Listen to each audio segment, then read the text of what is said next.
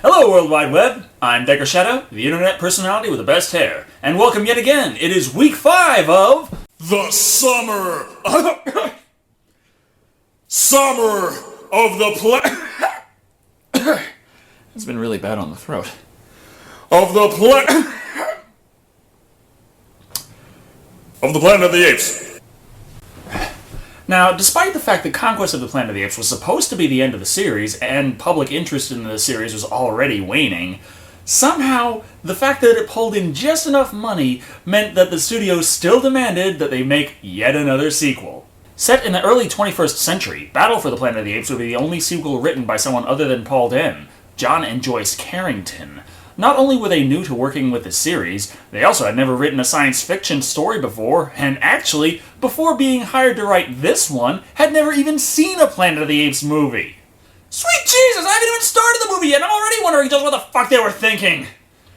Well, we all knew it was coming to this at some point, so, let's take a look and, pray for a quick death. Wait a minute. Extended Edition?! Opening up, the film prominently displays the year 2670, even though this is not the time period where any of the actual story's events take place on, and we get to meet the flesh-and-blood orangutan, the lawgiver, played by John Huston.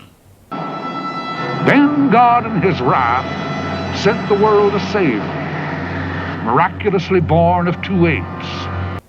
Oh, just fucking lovely. We're back to showing cliff notes of the previous films. Well, how long does this go on for? So both were brutally murdered. But the child ape survived. For fuck's sake, that's twice as bad as Evil Bong 2 was! Well, okay, to be fair, Planet of the Apes does have a much more complex storyline than the Evil Bong series, and we do actually get a little new information out of this, after 4 minutes. In the aftermath of his victory, the surface of the world was ravaged by the vilest war in human history. Any reason behind this nuclear war? Resources? Politics? Disagreements in sports? The great cities of the world split asunder and were flattened. Okay, I guess the reason was just, hey, we got nukes! Let's use them! In any case, the lawgiver finishes up summarizing the previous movies in about 5 minutes, and we finally get to the opening credits, which show that in whatever amount of time has passed since the last film, evidently apes have already built settlements ruling over human slaves. Unfortunately, even though every single Planet of the Apes movie previously had prominently displayed exactly which year it took place on, this one actually really doesn't, unless you count the 2670 from earlier. But this, from what we hear in the film, could take place at earliest 12 years and possibly up to, I think, 15 since the last one, so it's between 2003 and 2005. So, how the fuck have all the apes suddenly learned how to speak perfect English? I'll show you how. Read me what I've written. Apes shall never kill apes. Apes shall never kill apes. Through the power of public schooling. Shall ape ever kill man? Well, considering... yeah, probably. Before the school day is out, we are introduced to more characters for this story, including Virgil the orangutan, played by Paul Williams. Then imagine a musician giving a live broadcast from what was once London to what was once New York on a Wednesday. A great musician, and believe it or not, an experienced actor, even before this film. I personally liked his role as Swan in Phantom of the Paradise. Tomorrow night's the big night. Ah! Yeah, put the ape makeup back on him. He's, less scary that way. Here, he plays the wisest of the wise, but gives a cool performance that helps to make his technobabble a little easier to swallow. Listens to his own broadcast on the Wednesday, dislikes its quality intensely, and then travels back faster than light to London in time for him to decide not to give his broadcast. Even if it's total bullshit, faster than light travel is a physical impossibility.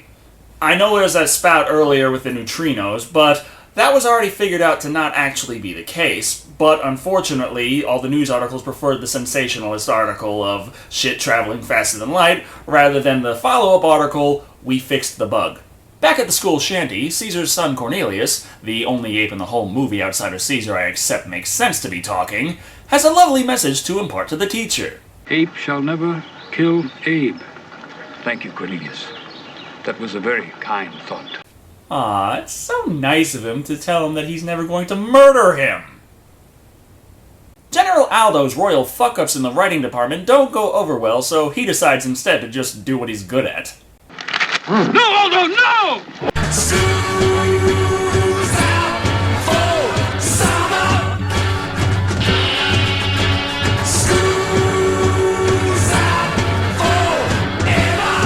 They chase him down, but in the nick of time, Caesar suddenly appears to save his ass. Almost instantly, the entire list of important characters arrive for this scene, including Neo MacDonald and Virgil.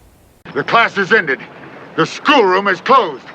Considering how old Aldo and the rest of the gorillas look compared to every single other ape in the class, I'm wondering exactly how long they've been holding him back. Despite Caesar's orders to the contrary, Aldo still mounts up and rides out of the village. Look out! Following this, we see Caesar lament not knowing his parents, while Neo MacDonald expresses his discontent for humankind's low standing in ape society, which Caesar doesn't pay much mind to. However, Now that apes are at the helm, Earth will sail safely through space until the end of time. Would you believe it if you heard it from the lips of your own parents? Are my parents alive? so all those years that Caesar was living with Armando, he never bothered to show him his parents on TV? Or even tell him half the things they said? This piques Caesar's interest, and Neo MacDonald explains how it can be done.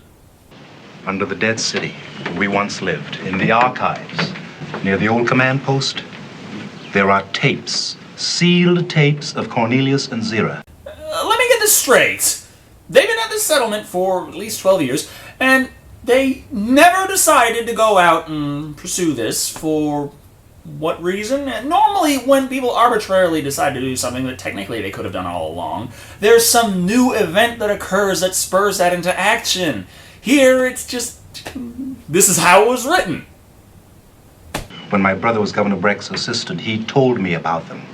Yeah, that's why I've been calling him Neo MacDonald.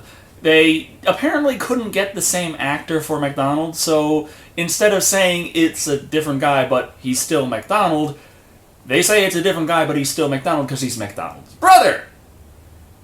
Now, while that might make some logical sense, it doesn't mean that it doesn't come off ridiculously contrived. They immediately decide that an expedition should be formed right away, and along with Virgil, head over to the armory to secure a few weapons. While there, they have to contend with Macdemus, played by Lou Ares, whom, while a very minor character, I honestly enjoy the performance the man gives. It's a 3-day journey. With Caesar's permission, MacDonald may want to shoot, cook, and eat a rabbit. But who needs 3 pistols to shoot 1 rabbit? Enjoy your meal. So, attaining 3 submachine guns, 1 pistol, and a Geiger counter, they head out towards the dead city. There it is. Or was. Oh my god! Someone has stolen the city and replaced it with an abstract painting! But within the dead city, the proto-mutant civilization is alive and kicking, led by Culp? Played by Severin Dardenne? He was one of the high-ranking inspectors of the state security in the last movie, but how did he get to this position of government and even if some of the parts of the city were designed to withstand a 10 megaton overblast, how the fuck did he survive it? God. The mutants aren't the only problem our team is facing down here, however. This background radiation alone will give us 300 Röntgens per hour. Meaning? That unless we leave this place within 2 hours, we shall become inmates. Well, even in this extended edition, the movie's only 96 minutes long, so you'll be fine.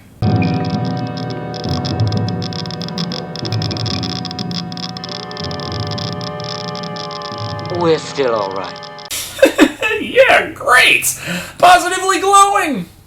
Except, of course, that the mutants have picked them up on their security cameras.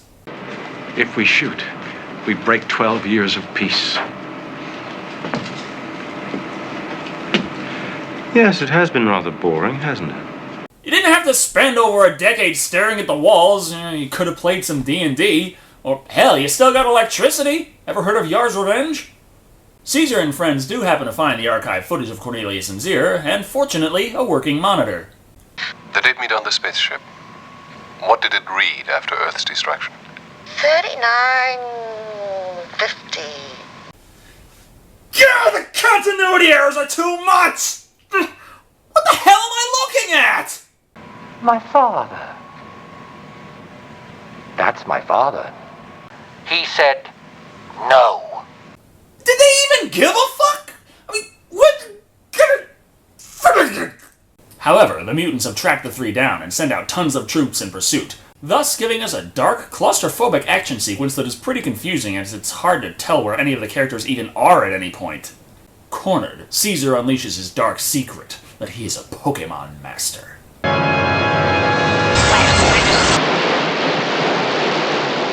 But they manage to escape using smoke grenades that they didn't even get from the armory.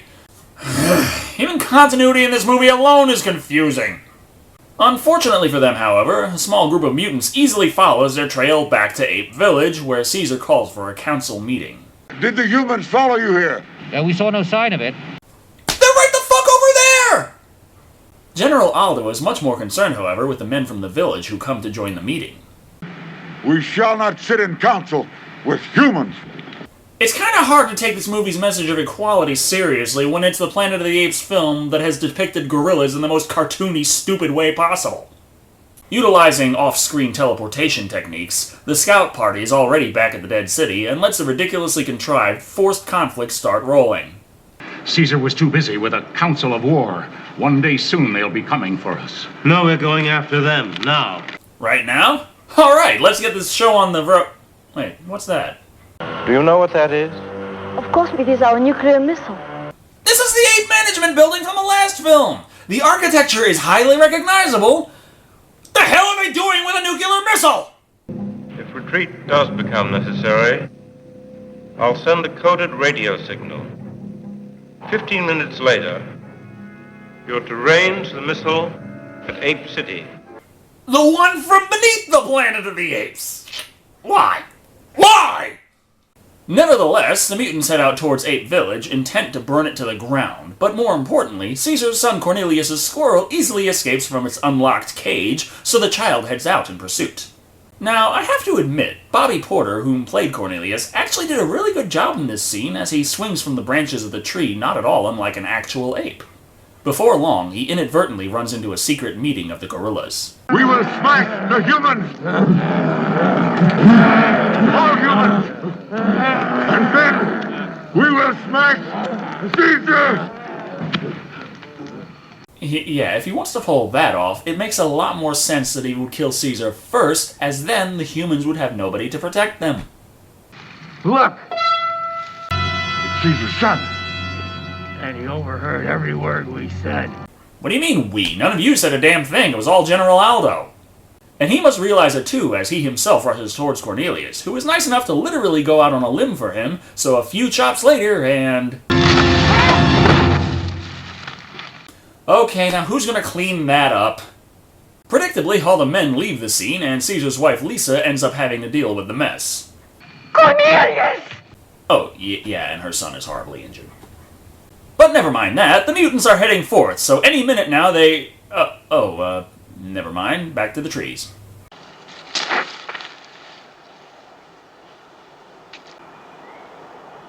This would probably be an important thing to bring to Caesar's attention. Of course, no one really feels like doing that just yet. You know, plot doesn't say to do it yet. Oh well, it's not like Caesar's son is going to die anytime soon. Even if we had a hospital... Tell them, you idiots! Oh, wait, we're back at watching the soldiers advance, and, take a few spontaneous naps, before they spot a couple guerrilla scouts, and shoot them. Twice. But it turns out the mutants are advancing so slowly, even the injured gorilla limped back to the village long before they show up. And how long before they get here? Soon. Yeah, well, how long is soon? Travel time between the two cities seems to be entirely dependent on plot rather than distance. And with Caesar confined to his treehouse, which somehow means he has no idea what's happening 2 feet outside his door, Aldo takes command of the village, immediately locking up all the humans in the corral. Which I really don't understand why the humans would be so upset about that. I mean, sweet, day off. The gorillas, similarly, have no problem dealing with the decrepit orangutan and flimsy door to get whatever the hell they want out of the armory. Stop! Caesar forbids you! Kinda reminds me of how I deal with copy-protected DVDs. Now that the time has changed to day for night, the mutants have finally made it to the village. We're going to attack Ape City in half an hour at sunrise. Oh, come on, you spent how long in this movie just in transit? Do you really need to arbitrarily wait longer before you actually start fighting? I guess so, as we need the time for Virgil to slip over to Caesar's hut and inform him what all the screaming and yelling yesterday was about. Aldo has seized power. He's broken into the armory and imprisoned all humans in the corral. McDonald. The fuck? You hear news like that and the first thing you think of is an Egg McMuffin? But even more important to Caesar than upping his cholesterol, his son has some words for him. They hurt me. They want to hurt you. Who hurt you? Finally, after what has been at least 24 hours based on how we've seen the sun move, and, 6 days based on the established travel times earlier, Cornelius is finally going to tell his father, Shall I be malformed? arbitrary bullshit! With that, he dies, and Virgil provides us with the next transition. What do you know? That's what I know. The fuck? So Virgil shows him the humans are all corralled, which he already told him earlier. But anyway, the mutant army finally decides to open fire on the apes, and the so-called Battle for the Planet of the Apes is underway. So far as action scenes go, this one isn't bad, but it isn't really great either. Especially for a climax. You've got a decent-sized army on both sides, plenty of gunfire and explosions, but the action thrives on action, and that's what the scene really lacks. You don't see much really happen. The soldiers don't advance very quickly at all, hardly any deaths are shown, let alone excitingly shot, and it somehow comes off almost as boring as just watching the mutants progress through the desert. As the mutants reach the line of scrimmage, Caesar calls the apes to fall back into the village, and Culp has no problem getting past the soapbox the apes used as a barricade. Did they really think that was going to stop or even remotely slow their advance? But, wouldn't you know it, upon retreating into the village, somehow each and every ape has wound up dead as shit. Except for Caesar over here. But then you always were clever. I was told how you chose your own name. Would have been a little more clever if he chose something a bit more inconspicuous, like, I don't know, Milo? A quick distraction and a few explosions later, and it turns out this was all just a ruse, as the apes were planning all along to have the ending play out like a children's cartoon. No, don't kill them! No killing? It's a fucking war! Culp manages to slip through and takes the bus to escape from the village of the apes. No, Virgil. You let him go? What the fuck? Wait. I've got an idea.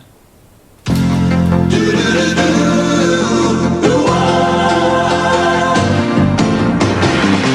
doesn't matter what comes, fresh goes better in life. With Mentos fresh and full of life. Nothing gets to you, staying fresh, staying cool. With Mentos fresh and full of life. Fresh goes better, Mentos fresh. Fresh goes better with Mentos fresh and full of life. Mentos, the fresh maker. Much better. Now that all that's over, Caesar calls to release the humans, but Aldo protests. We shall keep the guns. Move, Caesar, or we shall kill you. Weren't you planning on doing that anyway? Just shoot him now! Ape has never killed ape, let alone an ape child. Soon enough, the whole village is enraged at Aldo after finding out about what he did to Cornelius. What's the matter with them? I guess you might say they just joined the human race. Oh, give me a fucking break. Humans aren't the only violent species. Chimpanzees in the wild are known to do tribal wars involving rape. And gorillas, primarily a herbivorous species, have been known to cannibalize! This finally clues Caesar into exactly what happened to his son, and he doesn't take the time to question how Virgil knows, but instead we get a rather uneventful chase between Aldo and Caesar up the trees, where Aldo ends up with the same fate as countless Disney villains. Alright, now who's gonna clean that up? The humans are freed, but MacDonald expresses his discontent with the fact that they are still slaves anyway. If you mean to set us free, then free us completely. Living together with love. Love. The human way is violence and death. Aldo wasn't human. Was he, Caesar? Yes, Virgil. Good point. Alright, put all the humans and the gorillas into the corral. As the assault on the apes was a complete failure, Alma heads over to blow them all the fuck up. However, Mendez stops her with a few words. This is the Alpha and Omega bomb. It can destroy not only Ape City, but the entire Earth. It must be respected, even venerated. For one of its ancestors made us what we are. And what we are shall from this day forward be called beautiful. What? Yeah, you're so beautiful you'll wear masks 24/7 to cover it up. And if you knew what the bomb was going to do, why didn't you bring it up until now? Finally, in contrast, the apes decide it's best to keep their guns around in case they might need them, despite wanting to live in peace, bringing us to the final set piece of this story. Now, some 600 years after Caesar's death, at least we wait with hope for the future. Lawgiver, who knows about the future? Perhaps only the dead. How the hell would the dead know anything about anything?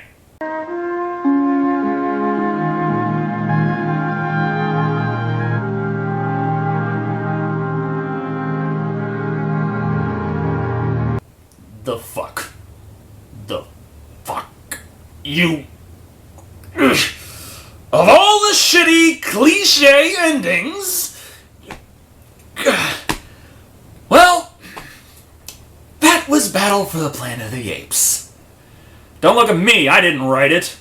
It really feels like they ran out of ideas for this series because Battle for the Planet of the Apes doesn't do much beyond rehash plot points from previous films and insert tiled old ones on top of it.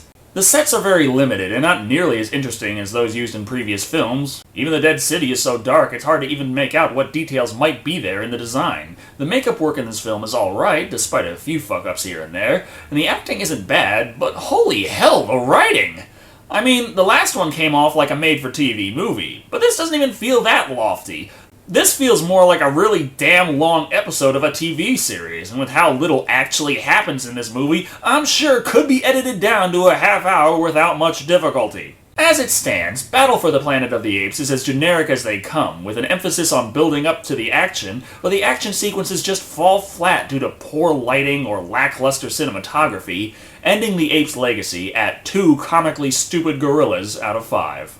There are plenty worse movies out there, but after churning ape movie after ape movie year after year, the viewing public had finally had enough of it at this point, and personally, I can't really blame them. Thank you all for watching. I've been Shado, and remember, Battle for the Planet of the Apes was touted as the final movie in the Apes series, much to the relief of the public. But you just can't keep a good cash cow down.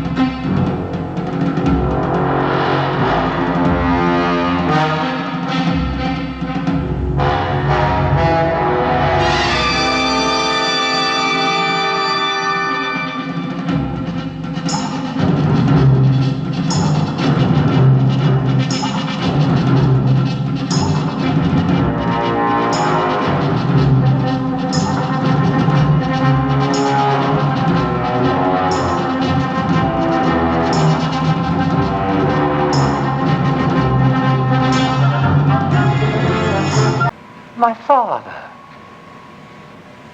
That's my father.